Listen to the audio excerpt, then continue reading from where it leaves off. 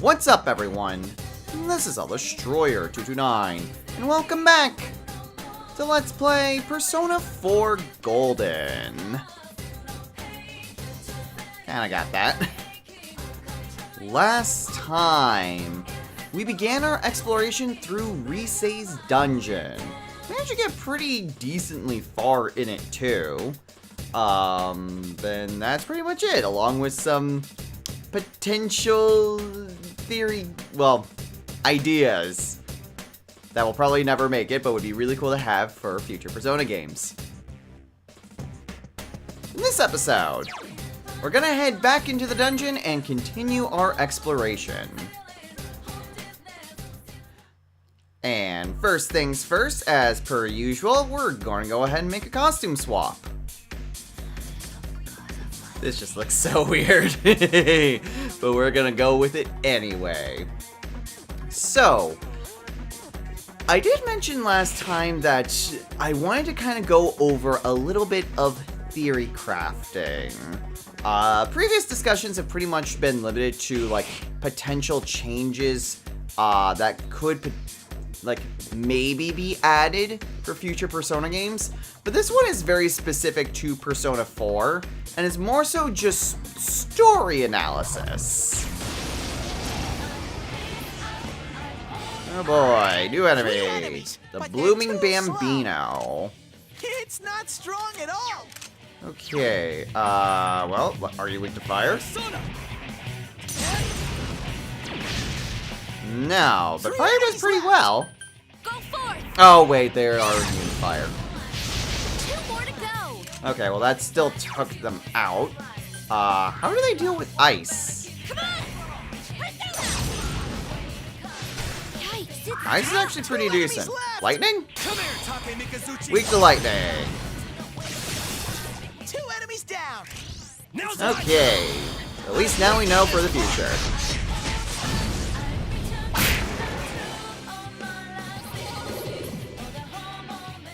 Oh, Kanji has a similar pose to, like, the butler outfit. Great. Let's steal some new cards. Cool. Great. I still got that cup.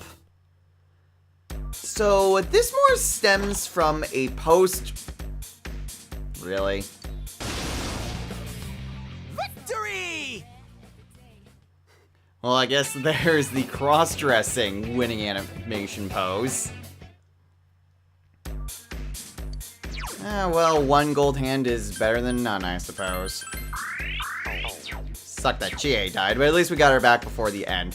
Anyway, so, this kind of theory crafting more so comes from an old Reddit post that I saw a bit over a year ago, where it was kind of a cross post, where it was fan art of a what-if situation, where it showed Saki Konishi with a persona. Didn't say what the persona's name was, but, I mean, she had, like, the glasses like the rest of the investigation team. And it's kind of making me wonder, what exactly would happen if Saki actually was part of the investigation team? Now, of course, kind of the obvious answer would be, oh, well, she'd just tell them who threw her into the TV and that would be the end of the game. But I don't really like that sort of line of thinking because I figured it would be a lot more fun if we actually had, you know, an actual game to still play in that instance. Also, I don't think I've talked to Yosuke at all. Also, how is Yosuke and the fox here?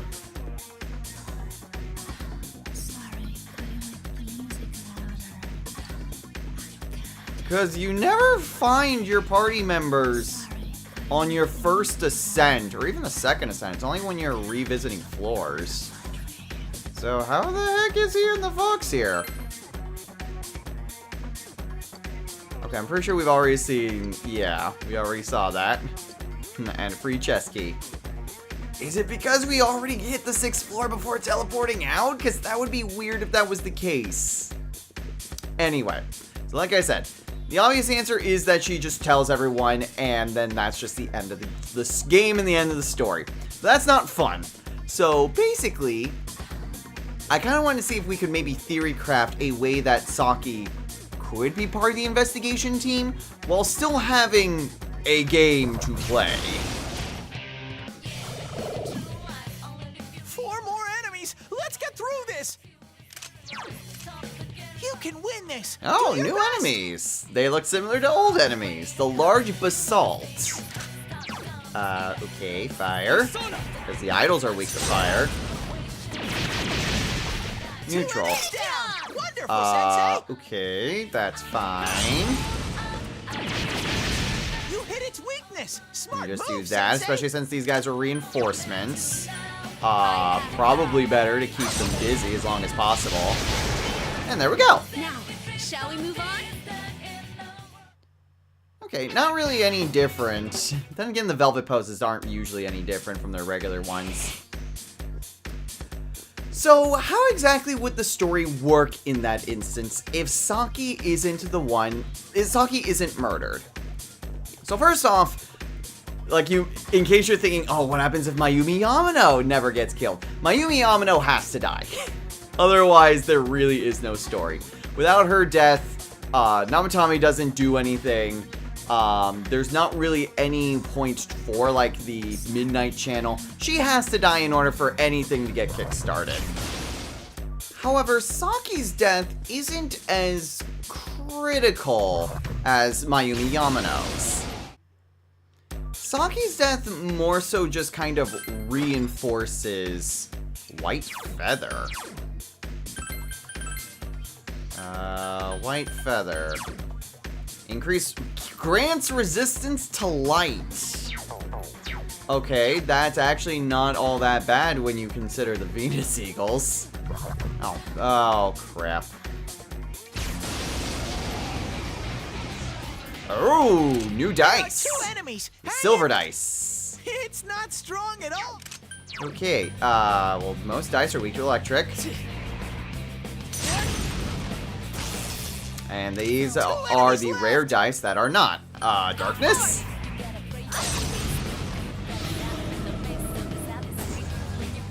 Darkness does not work.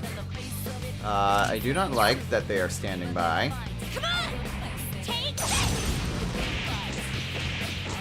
Yikes, it's tough. Okay, I don't like where this is going. And even though we haven't been taking too terribly long here, I'm not going to chance it.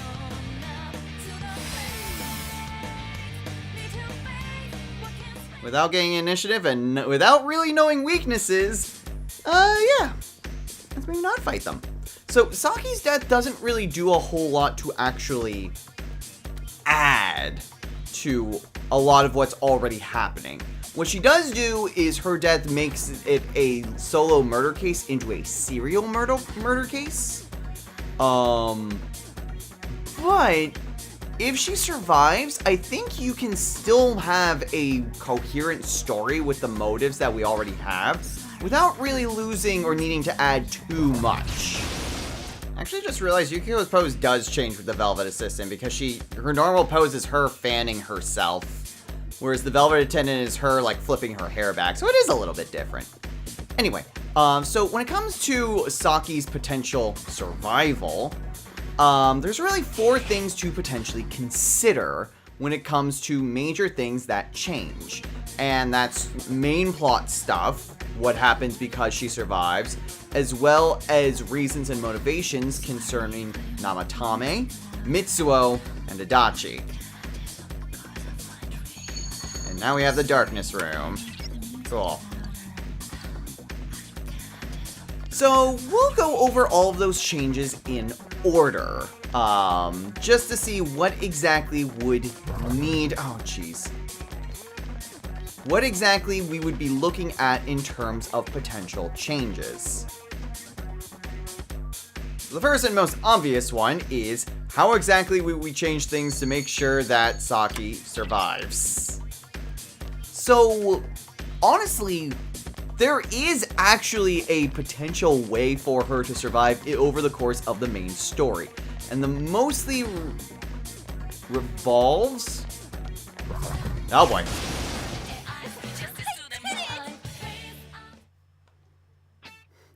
Oh, she does a slightly different pose. And with her arms there. So basically, there is a potential way, and it really depends on when exactly Saki gets thrown into the TV. Because both Saki being in the TV and the investigation team are potentially in the TV world at the same time. Which is really hard to see. Which I know is the point, but it's really hard to see where shadows are facing. This one's tough. Anyway, Champion Knight. Okay, I am going to hit you with a Radakunda. And we're gonna try bypassing the entire thing by using Darkness.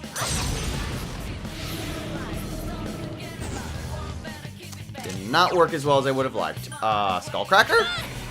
Can I maybe confuse you? Someone finish it off! Works. Okay, Zionga. Come on down. Lay down and die already. Okay. Working quite nicely. Barely threw out any money, but that's fine. Let's go ahead and switch to Rajanaga, because I am running very low on SP without any SP recovery. Ice? Ice works pretty well, actually. I can't defeat it. Okay. Overall, not too bad, actually, if you're using magic. Or just status ailments. Kaiwan's not too bad, but I'm gonna take the experience. And I leveled up! Nice! One more level up and I'll be able to make Sadi. So, the only thing that's kind of unclear is when Saki gets thrown into the TV compared to the rest of the investigation team. That's really the only kind of mystery kind of surrounding her potential survival. Oh, you get back here!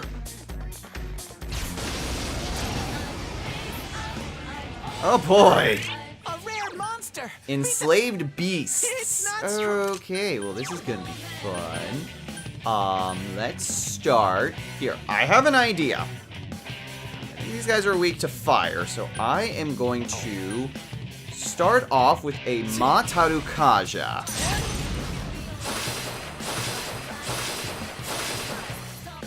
Three enemies And left. then we'll hit them with a Maragi. Go forth! They are indeed not weak to fire. Well, crap. Come on! Okay, well, thankfully, I can still basically take them out. Kind of avoid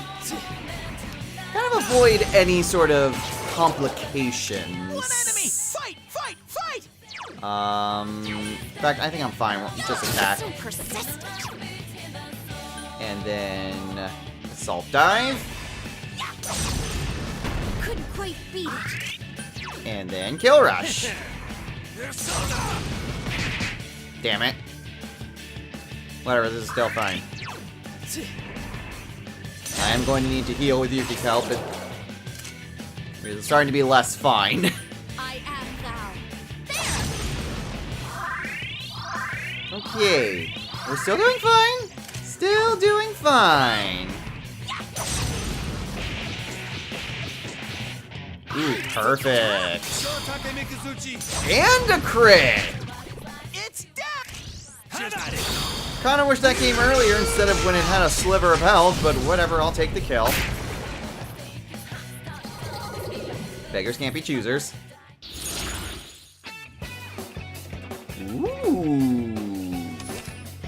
Anytime you see an experience or money up on gold hands, I leveled up. gotta take them. Ooh, and she gets Gale Slash.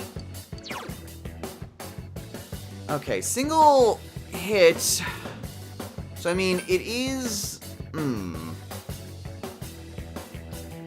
That is going to be a tough one. I think Gale Slash might be stronger. It's more so consistent, though. Whereas Rampage has multiple hits, which is kind of the main draw for Rampage. I think for the time being, I'll get rid of Skullcracker. It is kind of helpful with Panic, but it's very situational. Next is Apt Pupil. Did I level And up? Yukiko levels up. So yeah, so it's not exactly clear when Saki gets thrown into the TV, but presuming that they are thrown into the TV world at the same time, crap. Then really the only thing kind of stopping the investigation team from being able to rescue Saki is the fact that they just happen to not enter the alternate shopping district when they were lost. So really, the big change that we do for the story in this case would be that instead of managing to find their way back to where they first entered from, instead they stumble their way to the front of Konishi Liquors.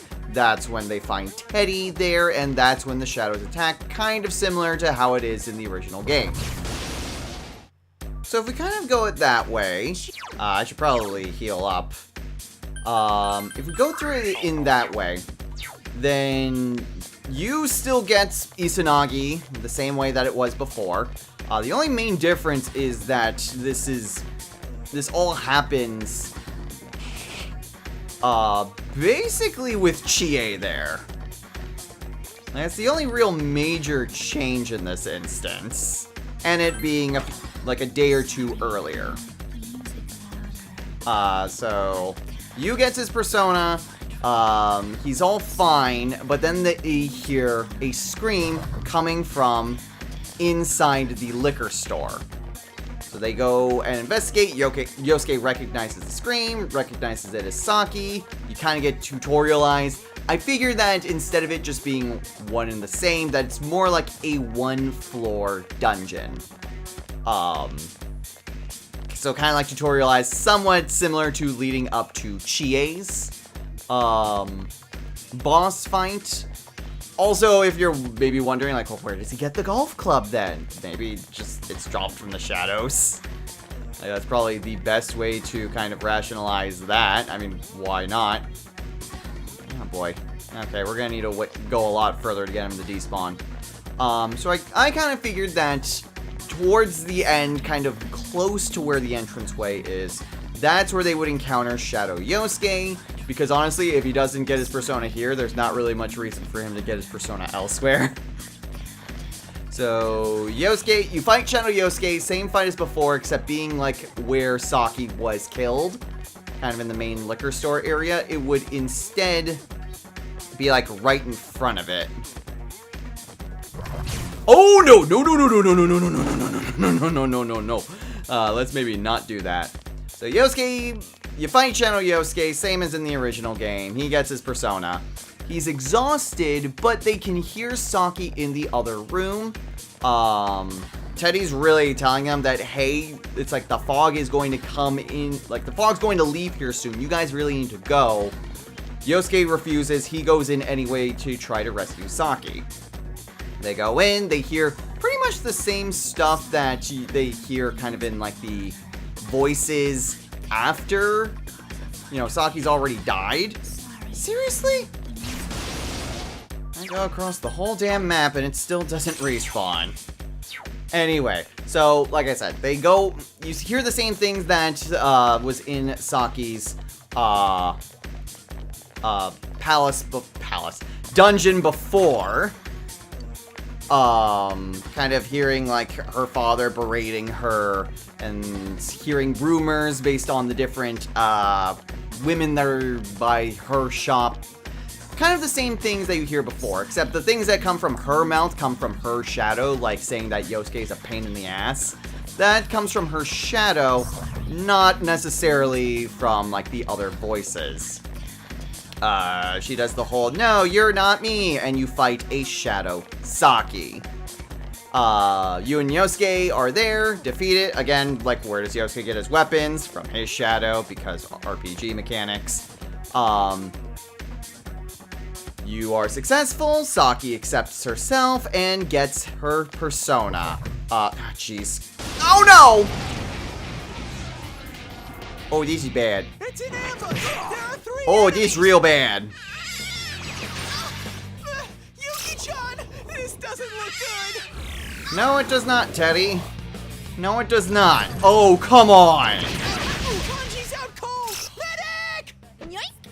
Oh, Chie-chan, that was beautiful! Okay. Yuki-chan's health is too low! Fix it! Okay. Okay. So Kanji's dead. I'm almost dead. Rajanaga is only weak to fire, and of course that's what this thing has, as opposed to Gadon. And Gadon isn't going to be good because the other things use ice. Cool. Fan-freaking-tastic. I am going to use another Vanish Ball. Because enemies here really don't like to despawn, apparently. Okay,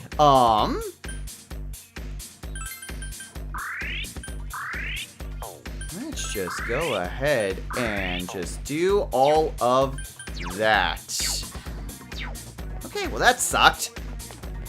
Okay, so Saki gets her persona. For the sake of argument, we'll say it's God. We'll say it's like similar to Yosuke. It's a counter, so we'll say that her initial persona is Tsunade. Would that be her actual persona? I don't know. I don't care. Not really important for our analysis anyway. Oh.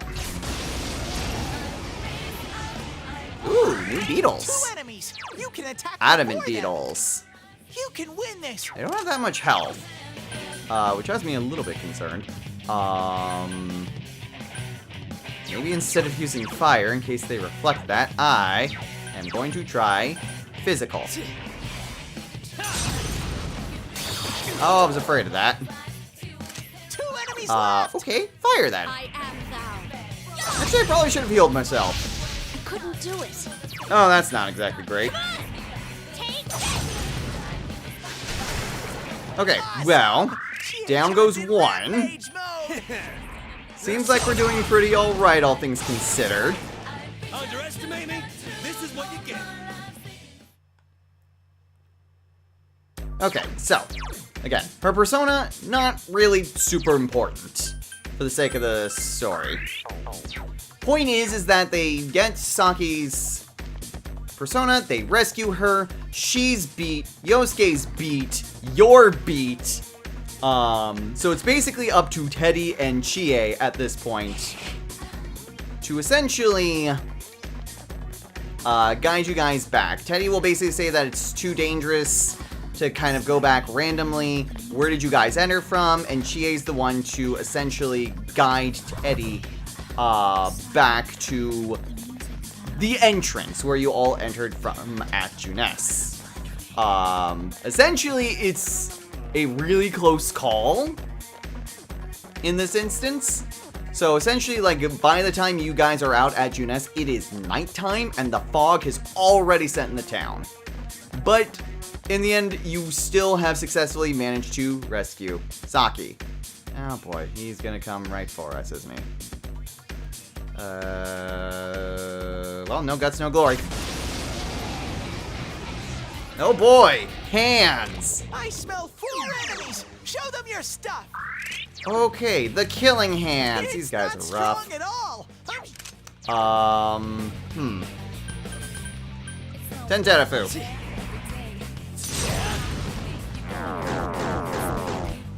Okay, I got one. I got one guy.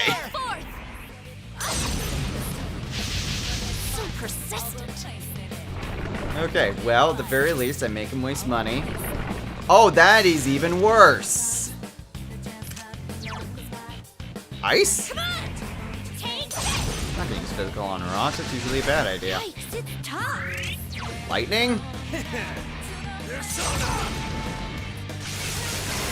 Okay, well, I got rid of the worst.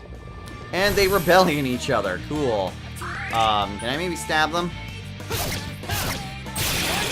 They are weak to physical. Done.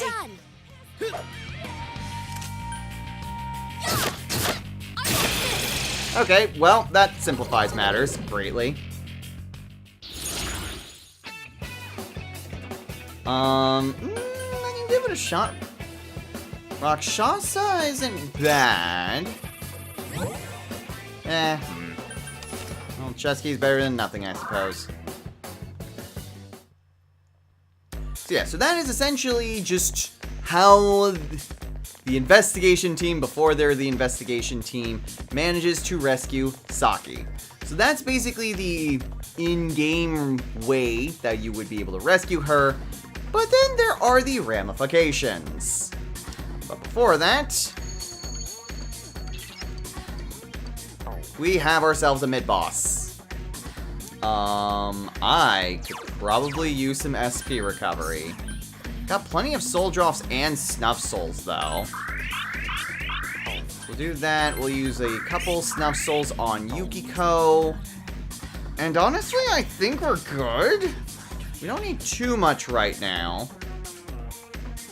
And honestly, sticking with Rajanaga, I think would be the best. Alright, so, ramifications for this hypothetical situation. Gonna be on hold, let's fight us a mid-boss.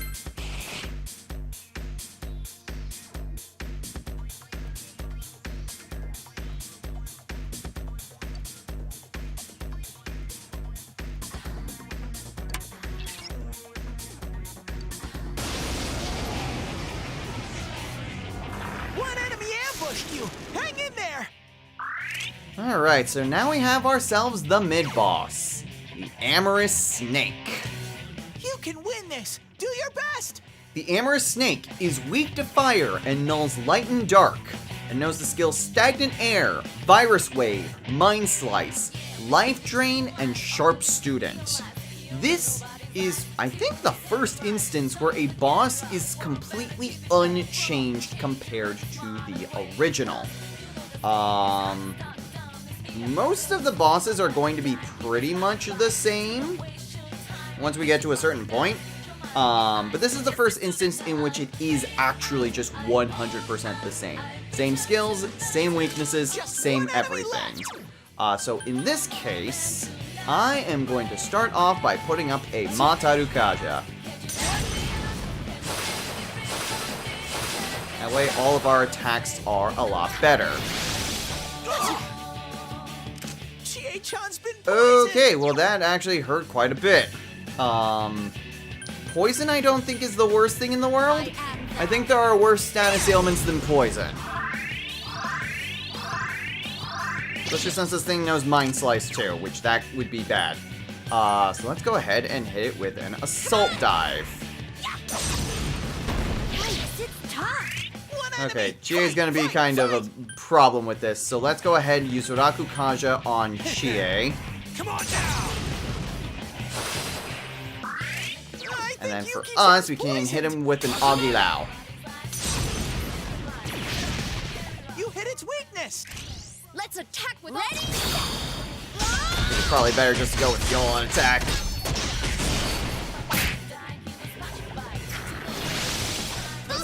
Oh, gosh! Okay, That was super that worked out cool. pretty nicely. Let's go ahead and...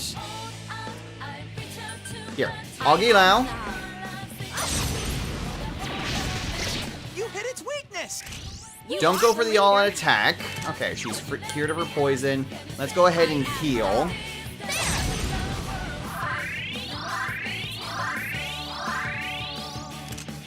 And then Chie can hit him while he's down. Someone finish it off. Just one Okay, enemy so left. we'll be able to deal more damage. The only thing we won't be able to do is get another all-out attack, but that is fine. You're awesome, Sensei! Go, go, go! Okay. So it's gonna use Stagnant Air again, so it's just gonna waste a turn prepping. I am. That's fine. This time, I can go for the all-out attacks. It was aimed here.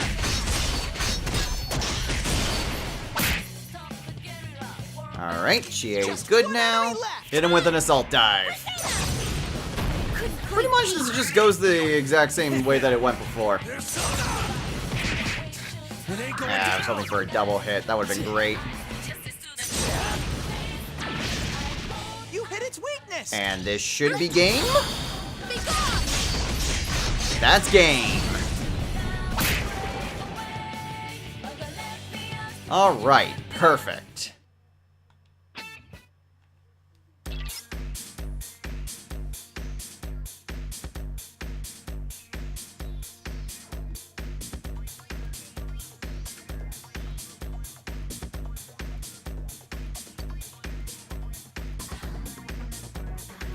Come on, Teddy. We still have a lot more work to do.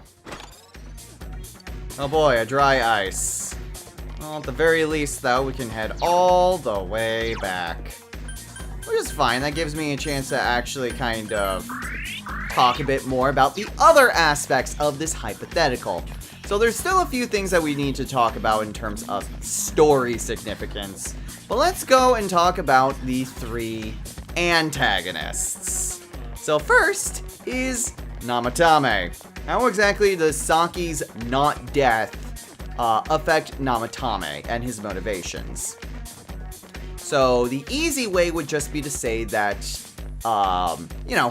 he doesn't pursue his Messiah complex because Saki wasn't the one who died on the TV. But Saki isn't really the one who gave him the Messiah complex anyway. It was Mayumi's death. What Saki did was basically reinforce that whoever appeared on the TV, on the Midnight Channel, was in danger. So I think really, in and of itself, I don't think Saki surviving necessarily pushes it one way or the other. But if you maybe had him reaffirm that value in another way, that might still give him the push he needs to go and kidnap everyone else. So for example, in the already existing version of the game, Namatame goes and confronts Saki before she gets to the police station. She doesn't believe him, she slaps him because she thinks he's being a creep, blah blah blah blah blah. So essentially in this version, I see it more as she's making her way to school the next day, blah blah blah blah blah blah blah. So, as she's going the next day, she's traveling with you, and the two of you confronted by Namatame. Saki is feeling very uncomfortable because, well, maybe not necessarily the next day, maybe 2 days after, because the next day would be a way for everyone to be on the same page. Doesn't matter exactly how it's done, but essentially, when it comes to Saki, in terms of not spoiling everything, there's already a case in the main game where, because everything is kind of really stressed out because of, roughly being kidnapped and thrown into a TV. Gold Hand's been going, where is it? The characters don't know who threw them in, which is why you don't get that it's Namatame when it comes to Yukiko.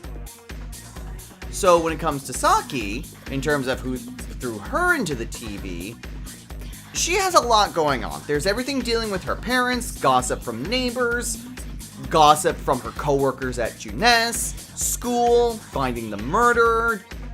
There's so much crap that she's dealing with that she's already super stressed out. Add into that just the threat of death and everything that happens with that, and she doesn't even remember going to the police station. The furthest she knows is that she was confronted by, quote-unquote, some freak. But that's all that she can really remember from that day prior to you guys all saving her. You did not want to move for the longest time, jeez. A rare monster. All right, powered up. Hey, Kanji leveled up. So, on the following day of school, you're traveling together with Saki, and both of you are confronted by Namatame. Namatame just basically goes kind of nuts, asking a ton of questions, like, how are you safe? How are you okay? Are you fine? And Saki is noticeably very uncomfortable, and just kind of blurts out that essentially that I almost died yesterday, leave me the hell alone. This kind of shocks Namatame, and that's kind of what gives him his motivation, is that outburst. Now, presumably your character would basically say like, hey, maybe keep that on the down low. We don't want to necessarily the police to get involved with it because we don't know exactly what's going on here. She apologizes and you continue on your way to school. But that little outburst essentially gives Namatame the motivation that, hey, she was in danger, she was lucky to be alive. So essentially it goes from like, oh, it's certain death to grave danger, and she was lucky. So when it comes to Yukiko being shown on TV, he still has that instinct to save her. Just because it's like, he can't rely on random chance saving her like it was with Saki. So he still calls Adachi and everything still happens like in the main game. So that's how we still get the Messiah complex still showing, as well as providing a very interesting kind of twist, where when the investigation team does confront Namatame, the first person that he points to is Yukiko, not Saki. So that would kind of be an even greater twist that somehow Saki's was different than everyone else's being thrown into the TV. Okay, those knights are BS because they can kill Yukiko when she's at full health. So that's, like I said, a nice little twist that shows that, oh, there really was someone else, and it wasn't just Namatame. So that's how we kind of justify Namatame, and next up would be Mitsuo. So how exactly do we justify Mitsuo? Does he still kind of do the copycat murder, even without Saki? And I honestly don't think we really need to change much of anything, except kind of show that Inaba is definitely an incredibly peaceful town, like even more than what you would expect. And because Mayumi Yamano's case was so radical, especially for a town like Inaba. Okay, grab that and run. Okay, that was really dangerous and totally not worth it. Totally not worth it. Okay, well, that sucked. And that just kind of loops back on itself. So kind of one thing would be just the full extent of the crime. The full extent of the crime is essentially the double murder. So in order for Mitsuo to continue to go on, I do think he's still... Oh god. He's still so far gone that he is going to still want to do a copycat murder. I think the main thing to kind of keep in mind... Jeez.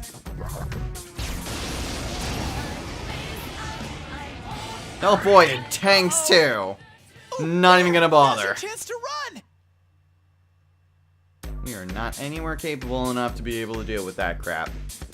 So essentially, like, Mitsuo is already such a nihilist and just an overall awful person that I don't think he really needs that much convincing to do a copycat murder.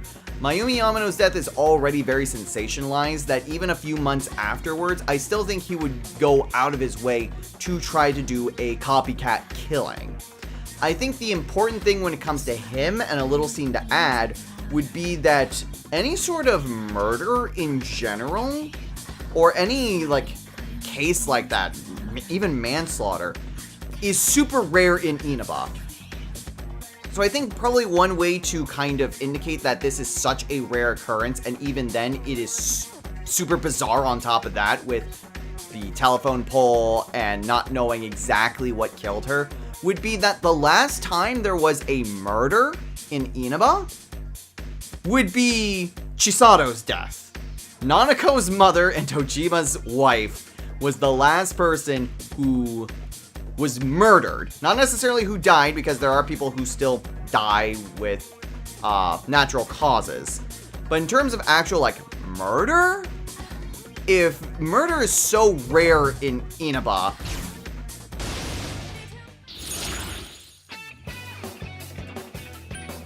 Ooh, our first 5. That was rough, yo, but at least we found out the wheels are weak to ice. So yeah, so I think if you basically make it that Inaba is so peaceful that the last time there was a murder was around 4 years ago, and even then that was just like a hit and run as opposed to like a full-blown murder case. Like, I think that might basically convince Mitsuo to just do the copycat killing anyway. Also, like, Mitsuo isn't really the most important person that maintains, like, the same thread line. But if we are going to try to keep things more or less the same as it is in the game, then I think just adding that little line somewhere that this is the first murder in Inaba in 4 years, I think that would go quite a long way to show that this is very unusual, and he's that far gone that just the one murder was enough for him to radicalize trying to do a copycat.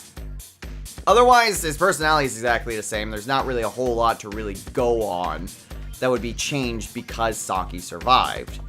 Now, the big other change that we would need to do would be dealing with Adachi. So, how does Adachi respond? Freaking the hell out! Because he is very concerned that the person who went to the TV got out of the TV. Ooh, new balances. The sky balance. It's not strong at all. Okay, fire. Okay, fire does neutral. I am thou. Okay, fire and ice would probably work best. Oh, they null physical. Oh, that is bad. Okay, well, that is worse than I was hoping for. No one stands in Sensei's way. And they really don't like me, even with my pretty high defense. Yikes, these guys still hit pretty hard. Please come again. My armor's super good, and they still hit like a freaking truck. Oh boy. I might need to go back and do a little bit more grinding work. Or if I can find some more gold hands. Gold hands work super well. Here. Before we do anything.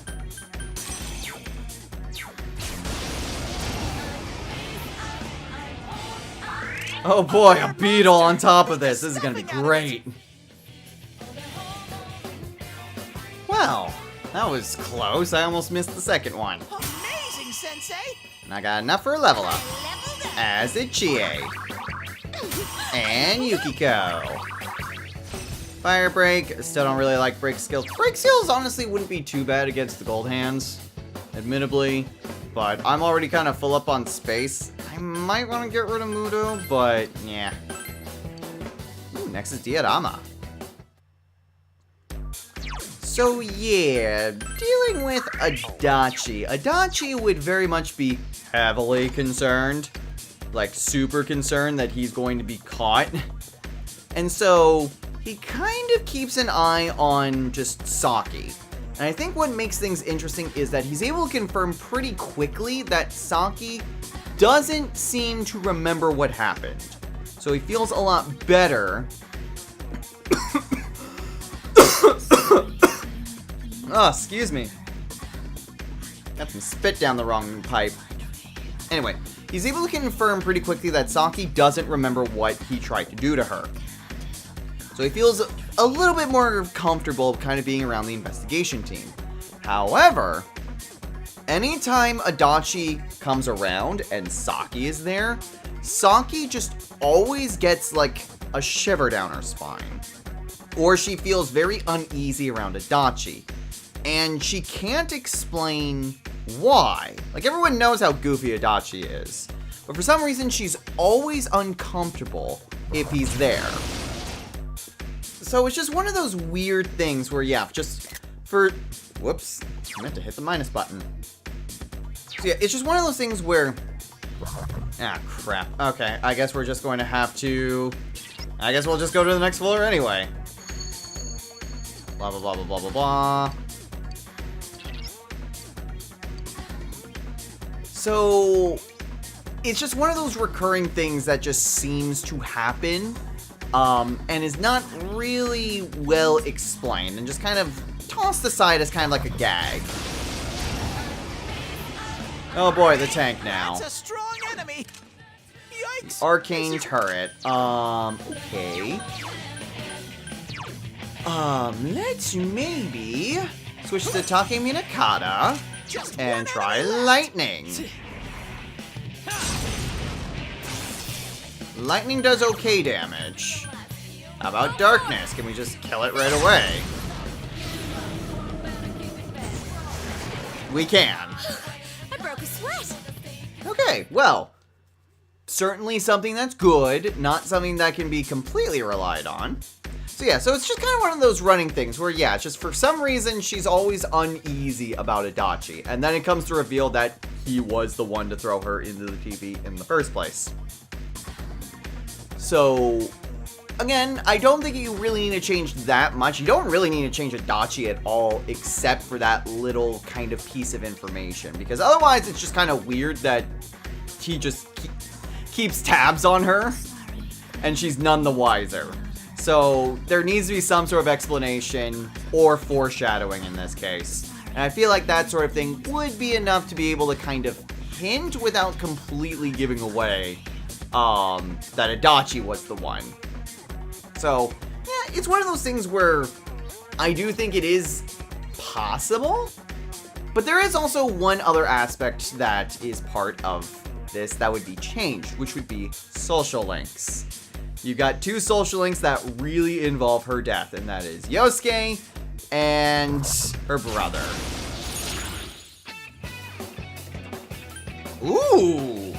Didn't have 5s before, now we already have a 6. That didn't take long.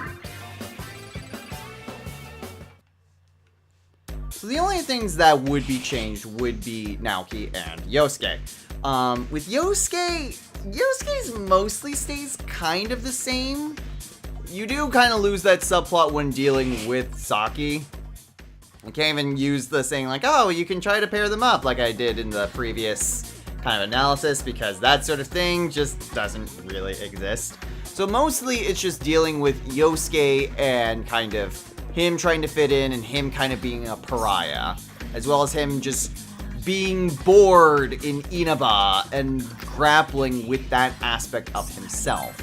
You do lose the Saki connection, but I think you can still have his social link be mostly the same.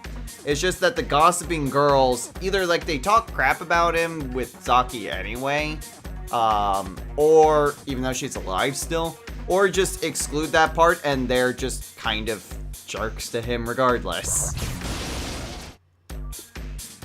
Now the big thing would be Naoki. Obviously, Naoki's social link makes 0 sense if Saki survives. So what exactly happens there? Well, I think Naoki basically gets replaced with Saki. So essentially, her Arcana would then be the Hanged Man Arcana.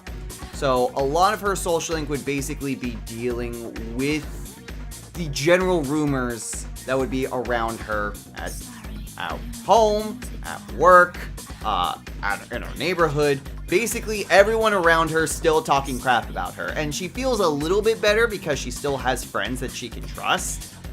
And I think ultimately one of those other things would be her brother. She's still kind of on the fence with her brother, even though she like teases him endlessly. But she would still, with dealing with everything around her, she is kind of keeping a more reserved space even against Naoki. And Naoki notices this. So I feel like part of what her social link would be kind of either confronting all of those rumors about her and finally putting them to bed, and potentially just her furthering her relationship with her brother. How exactly that would result in a romance with you, because we all know that that would happen at some point as well. I'm not entirely sure. Maybe it's just because she knows that she can trust you no matter what. And so that kind of helps her able to overcome that, and that's how she can develop feelings for your character. But we all know that's what would happen if she was just a regular social link anyway. So that's pretty much it, because otherwise everything else with the story, I mean, she just basically joined the investigation team. The only real difference is that she would be a third year. But honestly, I don't really see how that would be too much of a problem. I mean, the only thing that she wouldn't be included in would be, there's the school trip, and probably the trip to GeckoCon as well, because I think that one was only for first and second years too. So I mean, she'd probably be excluded from those, or at the very least with the GeckoCon trip,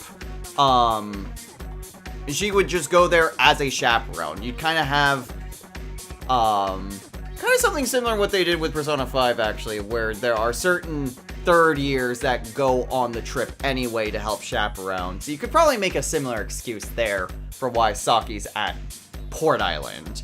I don't think you can do the same thing with the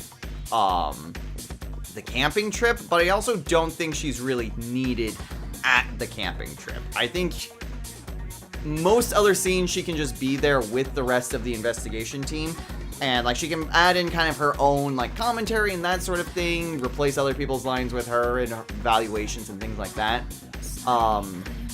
However, I think it is theoretically possible. Again, you do lose a lot of the innate sense of urgency or importance when it comes to the murders. And of course, it does require some rewrites and some changes to really hammer home some of these already existing qualities. But I do think that it is theoretically possible that you could still have the general game of Persona 4 with Saki surviving. I think that is a possibility that you could do if you really wanted to. Anyway, we've made it to the boss, and I am running very, very low on SP. Let's go ahead and just heal up everyone. How much does it cost to use the fox? 20,000 yen, and I have just over 50. There is still all the stuff that I can sell. And then I can also use some items to help lower that cost as well. I've got a lot of soul drops, and heck, I haven't even touched my taps. So that is possible. I could even use a pulsating stone, because that's just a chewing soul. And I never end up actually using it anyway. So I think I might do that. I think the only thing that I'm kind of worried about is levels. I think I'm still a little bit under-leveled to really go into Shadow Risei, especially Shadow Teddy. 35, I think, is where I realistically should be. So I think what I'll do is that we're gonna call it a day here, regardless. So, next time on Let's Play Persona 4 Golden. I think what I'll end up doing is just going back down to the earlier floors of Risei's dungeon and trying to farm off of any gold hands that I can find. I think if I can hit level 33, I think that would be a good enough level for us to go against Shadow Risei and, more importantly, Shadow Teddy. Personas, I think I am pretty good for what we will be going up against, especially since we're mostly going to be dealing with a lot of, you know, physical and ice-related skills.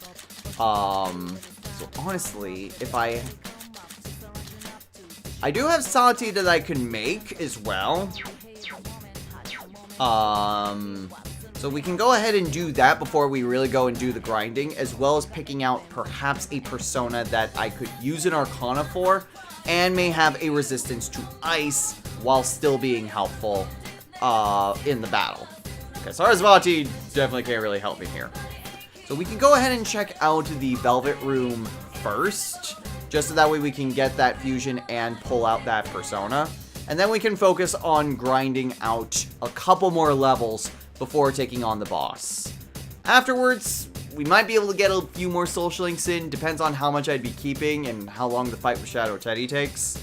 But hopefully, we'll be able to do a little bit more stuff after dealing with TV World things. Until next time, everyone, take care.